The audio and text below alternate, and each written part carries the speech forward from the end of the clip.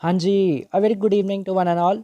देखो यार, आप लोगों के लिए सेमेस्टर 2 मैक्रो इकोनॉमिक्स का एग्ज़ाम फॉर्मेट हमारे पास आ चुका है and this is the common format for the eco honours semester 2 macro GE में। अगर आप प्रिंसिपल ऑफ इकोनॉमिक्स लेना चाहते हैं या जो अपना माइनर में मैक्रो का अगर आपका पेपर है तो सेम फॉर्मेट है। ये काम अच्छा कर दिया डीयू ने कि भाई सिलेबस सबका सेम रखा है, तो मुझे एक ईज़ ऑफ कन्वीनियंस मिल जाता है सारे कोर्सेज़ या सारे पेपर्स को टारगेट करने में।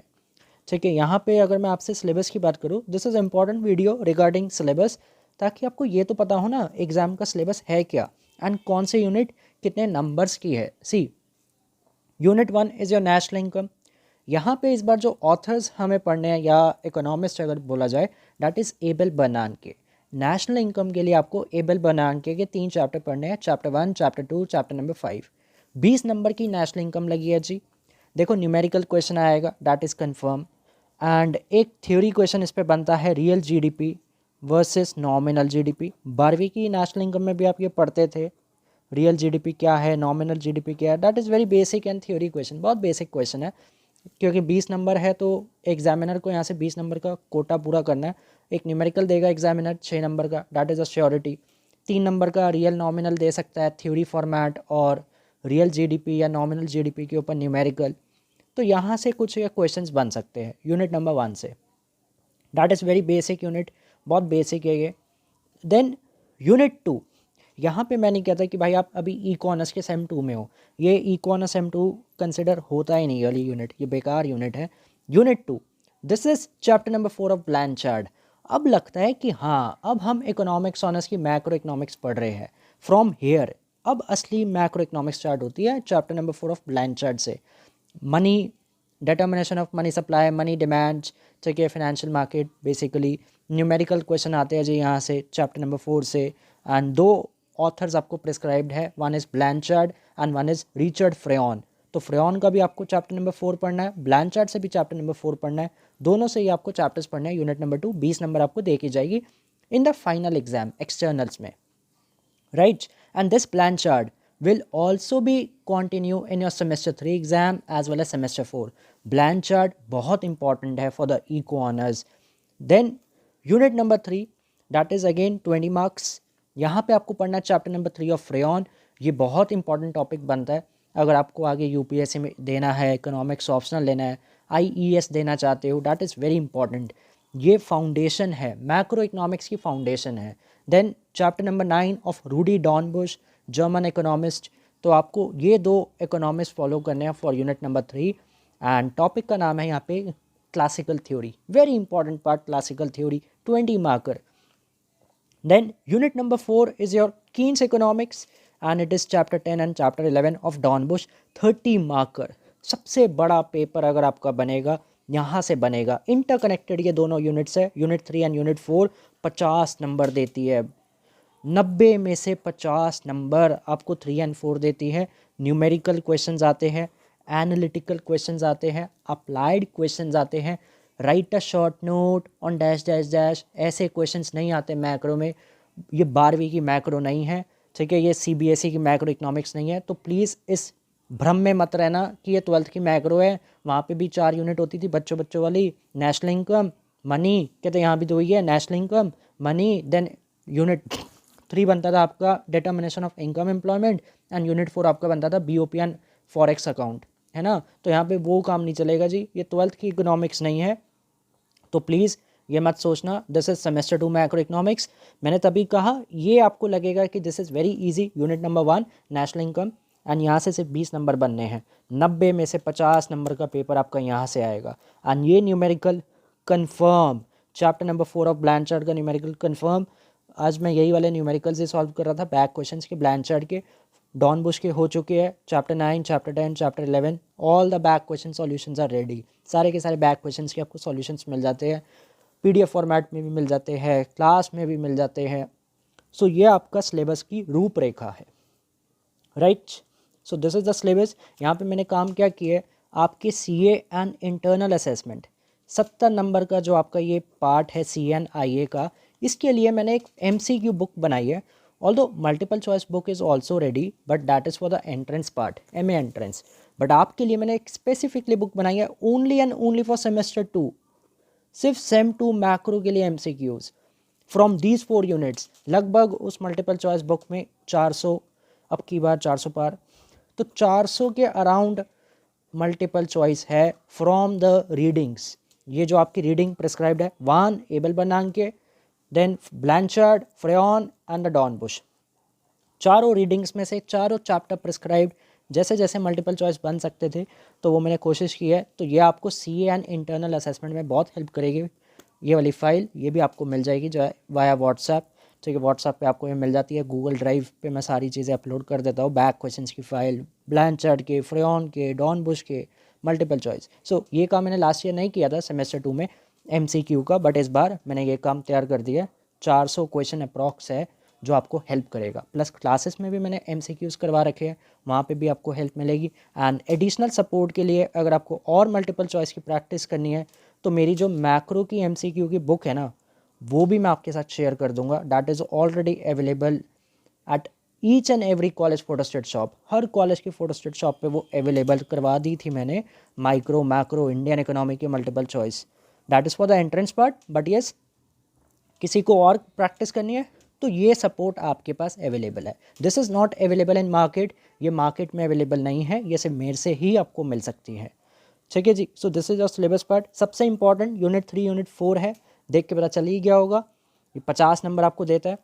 अगर मैं आपसे अपनी क्लासेस की बात करूँ, अभी जब मैं आपका सिलेबस लाइव क्लासेस में पढ़ा रहा था तो यूनिट 4 में टोटल मेरी 8 क्लासेस बनी, 8 क्लासेस ऑफ 2 आवर्स ईच, 9 से 11 क्लास होती है रात के, लगभग 16 घंटे। यूनिट नंबर 4 है आपका। Unit number 3 4 classes, that is around 8 घंटे, 16 8 24। Unit 2 chapter number 4 of Blanchard incline, there are 3 classes and एक मेरे को न्यूमेरिकल इसके करवाने पड़ेंगे। So that will be done via live. जो एनरोल हो रहे हैं तो लाइव में कर लेंगे या उसकी भी रिकॉर्डिंग आपको मिल जाएगी। रिकॉर्डिंग्स आपको सारी क्लासेस की मिल जाती है। तो मोर और लेस 4 से 5 क्लासेस आपका यूनिट 2 का काम है, around 4 and 5। Then unit 1 that is the numericals. इसके न्यूमेरिकल का मैंने प्रॉपर सॉल्यूशंस कर रखे हैं एग्ज़ाम ओरिएंटेड, जो आपको इंटरनल्स में भी हेल्प करेगा, एक्सटर्नल्स में भी हेल्प करेगा। तो यहाँ से यूनिट 1 के मैं आपके साथ शेयर कर देता हूँ। यूनिट 1 पे मैं इतना ज़्यादा फोकस नहीं करता क्योंकि ये 12वीं का काम है, मज़ा नहीं आता जी। मज़ा यहाँ पे आता है क्योंकि ये 50-70 नंबर का पेपर यहाँ से बना है। एंड इसमें मैंने आपको बता ही दिया, नेशनल इनकम का एक परफेक्ट न्यूमेरिकल है फॉर श्योर, 6 नंबर का या 4 नंबर का कंफर्म। एंड एक question real GDP, nominal GDP, 3 या 4 नंबर। एक वो छोटे छोटे क्वेश्चन आते थे जो आप 12th में पढ़ते थे, बताओ क्या ये नेशनल इनकम में आएगा या नहीं आएगा, क्या ये डोमेस्टिक इनकम में आएगा या नहीं आएगा, करते थे ना आप इंडियन ऑथर्स के बारे में जो बुक्स होती है उससे फॉर योर 12th एग्जामिनेशंस। तो वैसे ही एक आधा यहाँ से क्वेश्चन बन जाता है। ठीक है, तो मेन आपका काम ये है। एंड लास्ट टाइम भी मैंने आपके साथ सेम 1 में बड़ी वो फेमस हुई थी मेरी PDF इंपॉर्टेंट क्वेश्चंस की, तो इस बार मैंने उसे नाम दिया है test bank for the same 2 macro. Test bank मैंने इस बार उसे नाम दिया है। लास्ट टाइम मैंने हैंड रिटन शेयर किए थे, इस बार वो वाला पूरा एक PDF फॉर्मेट आपको टाइप फॉर्मेट में मिलेगा प्रॉपर, जिसमें लगभग 70 क्वेश्चंस है। उन्हीं 70 क्वेश्चन में से आपका फाइनल पेपर बनेगा, ऐसे मुझे प्रोबेबिलिटी है। Right, like these are the questions. ये मैं लिख ही रहा था, लगभग मैंने सारे कर दिए हैं। And total I am at 68, मैंने लगभग 68-70 क्वेश्चन बना दिए थे। And this is the chapter number 4 of Blanchard. तो चैप्टर नंबर 4 ऑफ ब्लैंचार्ड के भी आपको क्लास नोट्स मिल जाएंगे जो मैंने क्लासेस में करवाया। सो this is your syllabus format. I hope आपको सिलेबस फॉर्मेट एटलीस्ट समझ आ गया हो कि आपके सिलेबस में कितनी यूनिट्स है, कितनी क्लासेस है एंड कौन से ऑथर्स है जो आपको फॉलो करने हैं। ठीक है, आप कोर्स ज्वाइन करना चाहते हो, मोस्ट वेलकम जी, कोर्स आप ज्वाइन कर सकते हो। रिकॉर्डिंग्स आपको मिल जाएगी। Every Sunday there is a doubt session, आप लाइव क्लासेस में आके अपने डाउट्स पूछ सकते हो। टेस्ट बैंक आपको मिल जाएगा, सारी रिकॉर्डिंग्स मिल जाएगी, बैक क्वेश्चंस मिल जाएंगे। IE एंड CA के लिए जो मैंने आपको बताया उसके लिए आपको सेपरेट मल्टीपल चॉइस मिलेगी ताकि आप अपने अपना CA एंड इंटरनल्स अच्छे से कर सको। तीनों बुक्स के बैक क्वेश्चन के सॉल्यूशंस आपको मिलेंगे, हर क्वेश्चन के न्यूमेरिकल का सॉल्यूशन मिलेगा स्टेप बाय स्टेप फॉर्मेट में। और कोई न्यूमेरिकल नहीं हो पा रहा आपसे तो वो आप करवा भी सकते हैं, उसमें कोई दिक्कत नहीं है। ठीक है जी। So this is the same to macro. Last year DRC colleges के थे 2 स्टूडेंट्स जिनका 9.28 सीजीपीए बना था, दोनों डीआरसी के थे। तो आई जस्ट होप कि इस बार भी सेम टू में अच्छा सीजीपीए आए। मैक्रो में तो हर मतलब मोर और लेस जितना भी बैच साइज बना था लास्ट ईयर 10 सीजीपीए बड़े प्यार से आया था। इंस्टाग्राम पे स्टोरीज आर अवेलेबल, आप जाओ इंस्टा हैंडल पे मेरे चेक कर सकते हो, eco Sam BJP01 is my handle. वहाँ पे आपको सारे रिजल्ट्स मिल जाएंगे पूरे के पूरे semester 1 2 3 4 every, plus UGC net, plus उसके साथ साथ जितने भी कॉम्पिटेटिव एग्जाम्स होते हैं वहाँ पे भी। ठीक है जी। So this is your syllabus format. I hope ये सिलेबस फॉर्मेट आपको समझ आ गया हो। In case let us suppose, क्योंकि आज की डेट में ये वीडियो बना रहा हूँ, अगर मान लो अभी मिनट्स नहीं आए मीटिंग के, इन केस अगर कोई ऐड ऑन होता है कि तो फिर क्या करें, उसकी आप टेंशन लेने की रिक्वायरमेंट नहीं है, वो मेरी जिम्मेदारी है, वो मैं आपको करवा दूंगा। कोई भी अगर ऐड ऑन होता है, वैसे 99% आई एम श्योर सिलेबस आपका यही है, there will be no change. तो आपको फोकस करना है सबसे ज़्यादा यूनिट 3 एंड यूनिट 4। भाई बहुत टफ यूनिट है ये, यूनिट 3 यूनिट 4। आप चेक भी कर सकते हैं। टोटल 8 एंड 4 12, 12 3 15, 15 2 17, लगभग 18, कोहली की जर्सी 18, 18 में से 12 क्लासेस किसके ऊपर बेस्ड है जी, यूनिट 3 एंड यूनिट 4। तो 12 क्लासेस आपकी इसके ऊपर बेस्ड है। एंड अभी मेरे को लग रहा है कि एक न्यूमेरिकल की मुझे इसकी क्लास करवानी पड़ेगी सेपरेट। तो लगभग 13 क्लासेस यूनिट 3 एंड यूनिट 4 के ऊपर बेस्ड है। दिस शोज़ कि इनकी कितना डोमिनेंस है, कितना वेटेज है। आप देख सकते हो 50 नंबर, 90 में से 50 number, and they are not easy topics. ठीक है, एनालिटिकल टॉपिक है, आपने ऐसी बातें पहले नहीं पढ़ी। तो देखो कोचिंग जो यार आपको लगानी पड़ेगी। बहुत डाउट्स आते हैं क्या हम सेल्फ स्टडी से कर सकते हैं मैक्रो इकोनॉमिक्स। आप इको ऑनर्स सेल्फ स्टडी से नहीं कर सकते। ठीक है, ये अगर आप सेल्फ स्टडी से ट्राई भी करते हो, आपको कोई ना कोई गाइडिंग सोर्स चाहिए जो आपको बता सके कि कैसे कैसे सारी चीज़ें चलती हैं।